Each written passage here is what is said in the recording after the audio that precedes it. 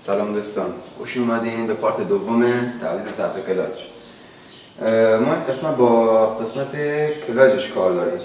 قبل از اینکه بریم واسه مونتاژش حتما اینجا قسمت کلاج که موتور کار کرده 6 سال 7 سال جر میبنده، اون رو حتما تمیزش بکنیم. جرما میره واسه توی موتور، خیلی واسه ضرر داره. تو کانال روغن بگیر و قسمت شاتین و اینا.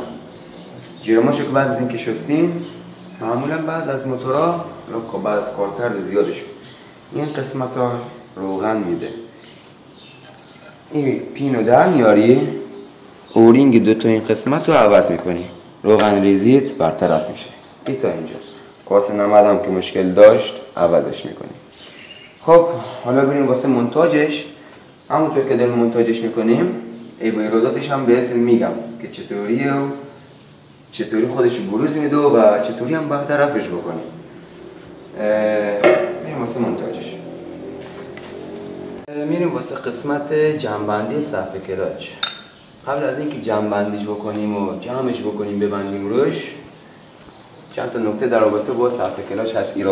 ایرادات شایعش که ممکنه موقع تعویض دنده، زوزه کشیدن اینا خیلی تاثیر داشته باشه و صدا بده. قبل از هر چیزی ببین خود دیسک رو نگاه میکنیم. این قسمتاش اگه برآمدگی داشت اونو میام سنگ میزنیم، یا حالا بهترش سوهان میکشیم که سطح یک صاف و یک دست داشته باشیم. این خودش خیلی تاثیر داره واسه اینکه صفحه کلاجا راحت تر بخوابه و جاشو پیدا بکنه. این نکته اول. و اینکه دنده‌هاش خورده نشده باشه، سالم باشه، سلامت کامل باشه دیسکمون. قسمت بعدی مربوط میشه به بچه دیسکمون.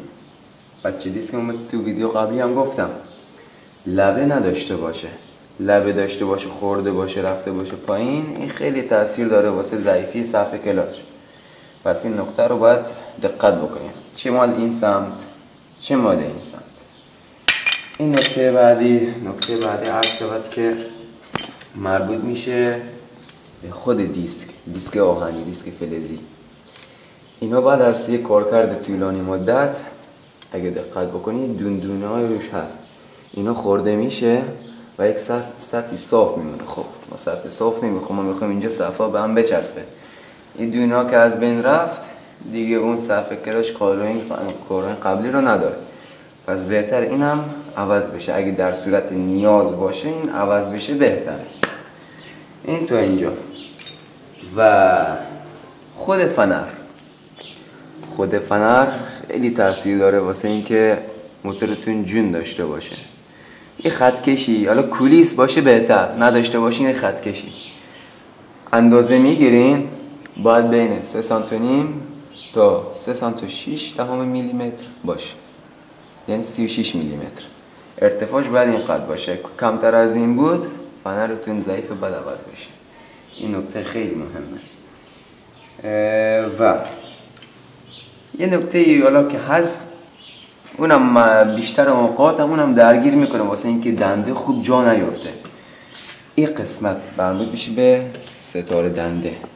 اینجا یه غلطکی داریم، غلطک ضامن دنده است که وقتی که تو دنده 1 میره 2 میره این ثابت نگه داره. بعد از این مدت این خورده میشه.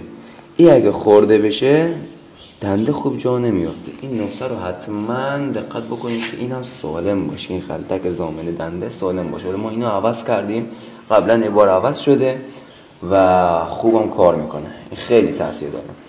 بعد از این دیگه میره واسه دیسک و کلاج و از اینا. و یک درصد هم بگم مربوط به اینم خود شافت تعویض دندم میشه. حالا چه قسمتیش؟ یه قسمت اینجا زبونه داره. این زبونش اینجا که شافت ضامن دنده قرار میگیره، این واشری که پشتش این حتما باید بذاریم، واشر مهمه. این شافت ضامن دنده خب اینجا قرار میگیره. این بعد از این مدتی خورده میشه. اینم واسه کند کار کردن تعویض دنده هم عمل میکنه. این ممکنه بعد از این مدتی که خورده باشه دنده خوب جا نیفته، یعنی اینطور که میلتون باشه با زور بره جا. اینم نکته‌ایه. اینم اگه دیدین که زیاد چاک رفته و تو رفتگی شده اینم میتونن عوضش بکنین. دوستان گرامی، عزیزای دل برادر، عزیز دل برار، می‌نویسیم واسه جا زدن صرف کلاچ. صرف کلاچ واسه اینکه جا بزنیم اصولی داره. صرف کلاچ نو میگیریم که خیالمون از این بابتاش راحت باشه. صرف کلاچ یک صرف کلاچی که تو روغن باشه، یه خیالتون راحت. صرف کلاچ تو روغن عالیه، کارتون خیلی میفته جلو. خب واسه اینکه صرف کلاچ رو جا بزنیم یه قانونی داره. یک صرف فیبری، یک صرف فلزی. این صرف فلزی اگه دقت بکنید یه قسمتش حالت چاک داره، یه قسمتش حالت زبونه داره، این دستو میگیره. این قسمتی که چاک داره که دستو نمیگیره مشخصه دیگه، یعنی دستو گاز نمیگیره، به داخل میفته. این نکتهش. و ما با اون صرف ها برم میشه یک صرف فیبری، یک صرف فلزی. دقیق همون قانون و قواعدش. یک صرف فلزی، فیبری، یک صرف فلزی. حالا شاید بعضی سری بیان این مشکلی نداره، اینطور بندازی، اینطور بندازی. هر چیزی که استانداردش پیش برید یه خیال راحت. اولین چیزی که اینجا واسه مهمه استانداردشه. استاندارد چیزی که بر اساس قانونی باشه، قانونی واسه خودت طراحی بکنی و بری جلو. خب این صرف کلاچ، صرف فلزی، صرف فیبری رو گذاشتیم سرش میشه. حالا این قسمت رو در پیشش رو قرار میدیم و خود دیسک جا میزنیم.